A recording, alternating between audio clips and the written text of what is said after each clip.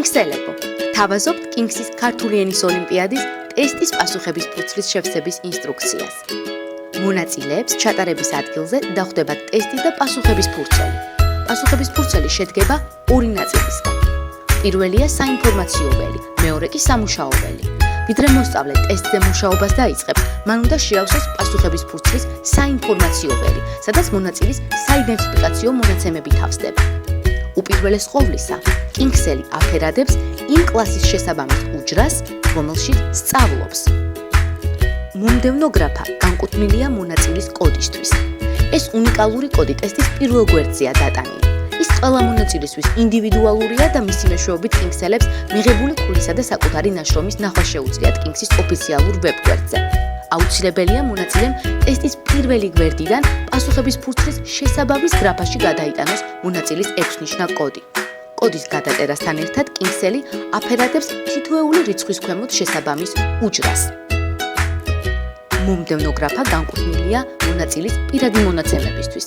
მითითებულ ველში მოსწავლე წერს საკუთარ სახელს, გვარს, ქალაქს, სადაც ცხოვრობს, სკოლას, რომელშიც სწავლობს და ქართული ენის პედაგოგის სახელსა და გვარს.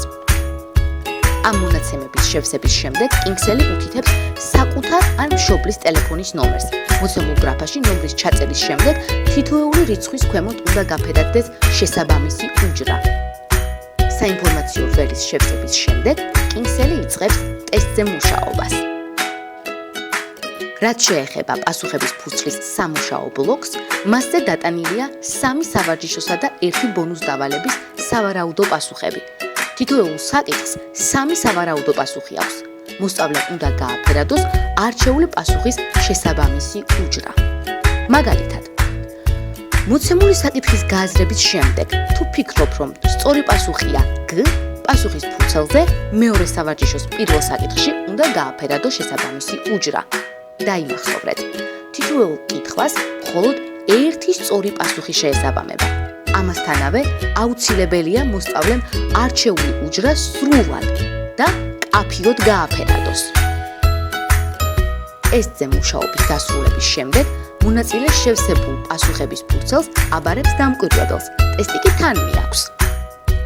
კინგსი ყველა მონაწილეს გისურვებთ წარმატებას.